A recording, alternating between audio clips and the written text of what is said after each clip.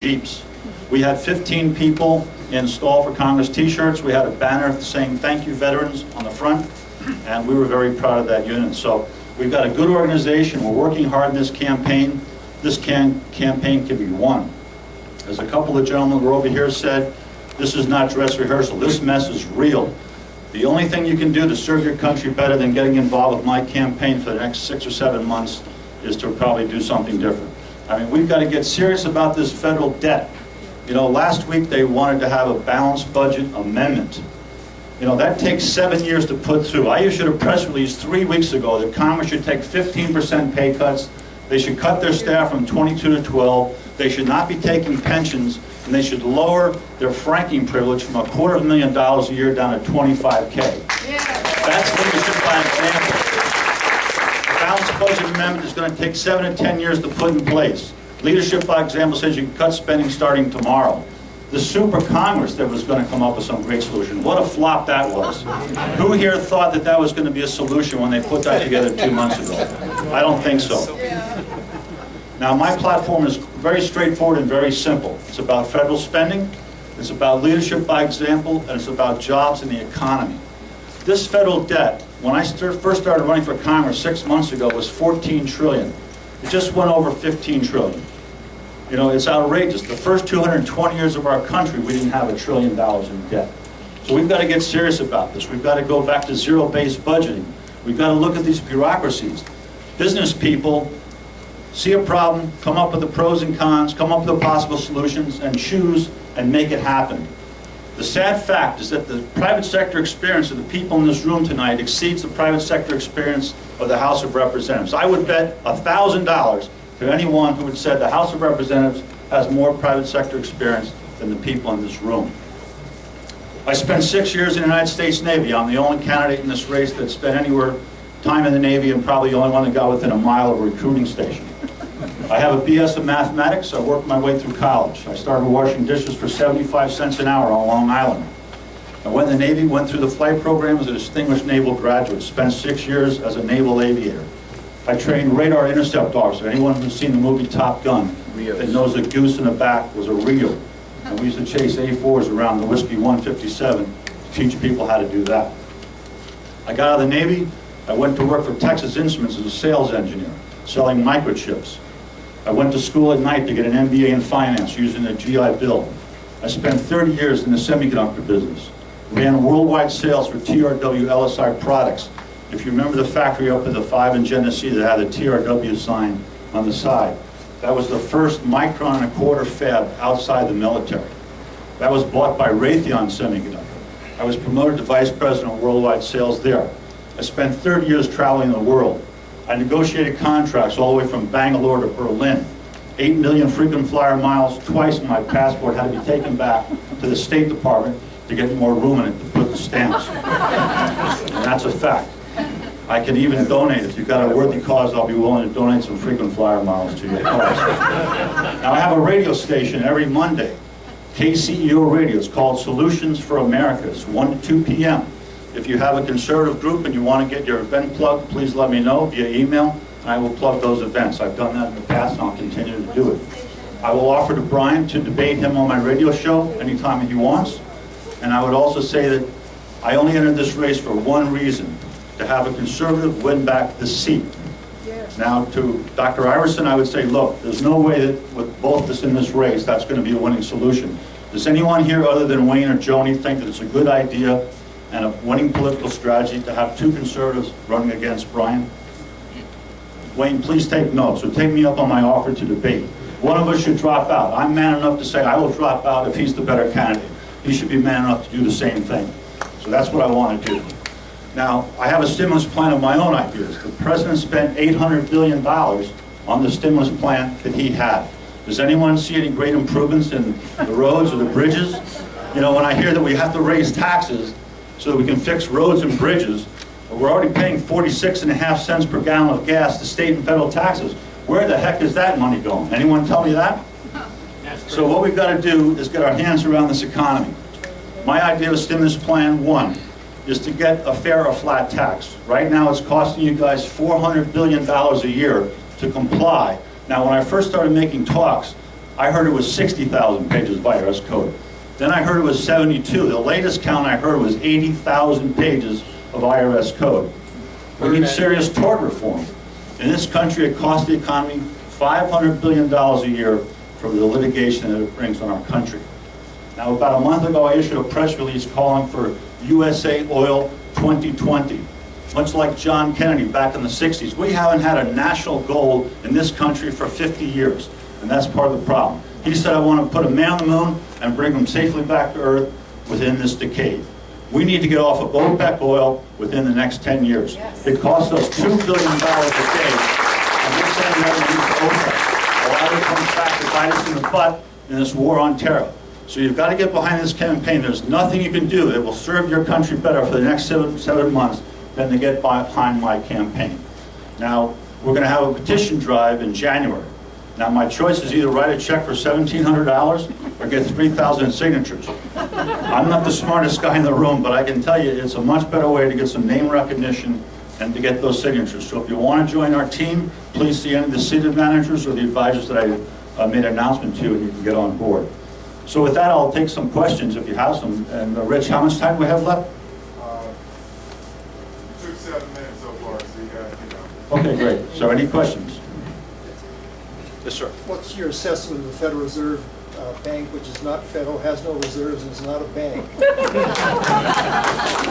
It's a mess. So I agree that... It's a private corporation. Yeah. So the Federal Reserve was put in place in 1913, and we need to have a Federal Reserve. We need to have a banking central bank, but they've got to be audited. It's got to be transparent, and we've got to get our hands around it. Why do we have to have a central bank? Well, if you Jackson did away with the central bank. Yeah, if I remember my history, in 1907 there was a tremendous run on the banks. J.P. Morgan had to put up $30 million of his own money or the country was going to be in deep poo-poo. So I'll be willing to listen to that argument, but I think we do need a central bank. I don't think we can not have a central bank. But I think what it needs to be is transparent, it's got to be under control, and it's got to have a charter that people understand and would agree to. So it's not a simple question. If Congress had more fiscal restraint, I think the Fed would not be required to do some of the things that they do. Yes, sir. How do you feel about drilling for oil off of California? Well, it's not my first choice. I mean, there's other places. There's Louisiana, there's Texas, there's How about Anwar? Alaska. Anwar makes a lot of sense. You know, I hear a lot about shale oil. I hear there's between $1 and $2 trillion of oil, barrels of oil in that part of the world. So we've got to put our heads together. I don't say, like when I was in the semiconductor business, the space program founded the entire semiconductor business. All that microchips was all designed for the space program. So all the solutions may not be there today, but if we put a national goal of getting off of OPEC oil by 2020, think of all the jobs that would be created. Sustainable jobs that would last year after year after year, instead of these finish the job and you're done type of thing. So I think that's a key point and we should do it. Yes, sir. If you were elected and you had the opportunity, what would be the first piece of legislation that you would write and sponsor? Well, I would prefer to see that we take laws and regulations off the books. I'm not looking to get my name on anything to put more on the books. So my feeling is the first 6 months of any legislative session should be reducing regulation, getting laws off the books that make no more sense. Zero-based budgeting. I would actually be in favor of zero-based regulation. To say, look, let's start over. Let's start looking at these things and see if they still make sense today. You know, bureaucrats have one thing in mind. They want to spend all the money they were given. They want to spend more money so they get more next year. Does anyone not know of the spend or lose procedure within bureaucracies? End of the year is coming. Hey, we got to spend this money. Go buy a new desk. Go buy some new equipment. It's just not going to work. My feeling is that we should get this federal spending under control. Baseline budgeting should be off the table. Real cuts that you make in your dining room table are the ones that this government needs to be making. It's just common sense. My radio show is called Solutions for America, and that's what we want to do. Yes, ma'am. What steps do you think you can actually take to do something about lawsuit abuse? Well, I think we need some serious tort reform. We need to have, limitations. I think Texas probably leads the nation right now. They have serious limitations on pain and suffering. They do a lot on economic reclaim. And I think we just got to look at that. We cannot afford to have $500 billion a year. How many people saw scooter commercials today? And commercials where if your cousin took this drug, get a hold of this law firm, Sokolov or whoever, and we'll go after them. That does not serve our country well. We've got to get away from that. And I think that's what we've got to do. Yes, Brian? If you were to win the nomination, who do you think your likely Democratic opponent would be, and what strategy might you have to beat them? Well, I can already tell you the answers that we're going to get from Saldana and Peters, because they're going to say that you guys are not paying your fair share. Does anyone in here think that they're paying their fair share? I think you all do, right? So they're going to say that we have to raise taxes, and that's the easy solution. If your solution to this whole mess is to raise taxes, that means you don't have to lead. You don't have to manage. No one is held accountable, and you can always blame somebody else for the results. We've got to get private sector people into this government, get in there, look at these problems, come up with good solutions. Now, here's the problem we've got. 85% of the seats in the House of Representatives are safe. Does everyone know the term safe? Why do you get Barney Frank for 30 years? Why do you get Maxine Waters for 30 years? Why do you get Debbie Wasserman Schultz to be where she is? Because they've got a 60-40 advantage in their district. They take a lot of PAC money. My campaign will not take a dime of PAC money. I don't see how you can sit there and say, I'm voting. Now, I heard it today. I watched C-SPAN. I'm up at 4 in the morning watching C-SPAN, Washington Journal. I don't know how many of you guys do that as well. But they had the Inspector General on there talking about the fact that they pay retail for prescription drugs. Now, under Medicare Part D, why would you pay retail prices for prescription drugs? When I sold microchips to IBM or Cisco or Motorola or Sony, we got qualified. Then we went to a price negotiation, and they had special price clause in there. You don't pay, Motorola does not pay more than you're selling the Part 2 for Sony. If you sign that contract, you give them the best price that you're shipping in the world. It makes no sense the way this works. But if I'm taking $100,000 from the pharmaceutical industry, guess what? Does that give you a good idea that I'm going to work for you? This job is the representative of the people. It's not the representative of the pharmaceuticals, the banks, the insurance companies. That's what I think. So we're going to run a clean campaign. I don't take PAC money. I will not take a federal pension. Most of my candidates will be double and triple dipping pensions from you, the taxpayers. With this mess that we've got ourselves into, most of these guys should be walked out. You know, if you had a company and you told your group, hey, I need you to come up with a solution for this problem by Friday. Usually in the private sector, you get a week to come up with a solution, right? We gave the Super Congress a couple of months to come up with a solution.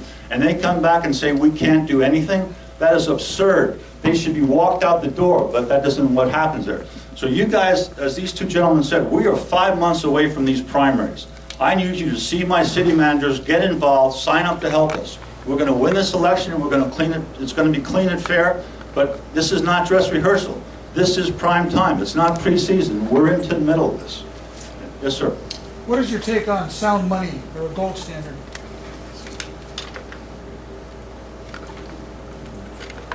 Well, if I remember, Richard Nixon took us off the gold standard back in the 60s. I own GLD, which is the gold ETF. I don't believe there's a dollar of gold anywhere to cover every dollar in print. So we've got to be very careful with that. It's got to be looked at. You know, there's some smart people that can help us with that. I'm not an expert in that area. But it doesn't seem to me that it's possible to have a growing economy, $14 trillion of debt, and have $14 trillion of gold somewhere. So we've got to look at that and make sure we do something that's common sense. So we've got 1 minute left, Rich says. Yes, sir. Go ahead, we'll try to take them both. As a congressman, what would you do to bring about zero-based budgeting?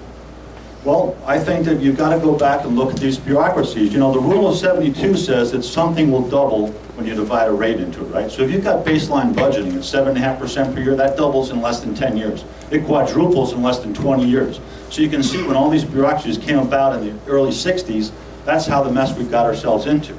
You know, this zero-based budgeting's got to say, look, you don't get 7.5% more. Tell me why you need $1. This program may be obsolete, it doesn't serve a public need anymore, and we've got to get that off the debt. We've got to reduce federal spending by $1.5 trillion before we take a single dollar off that $15 trillion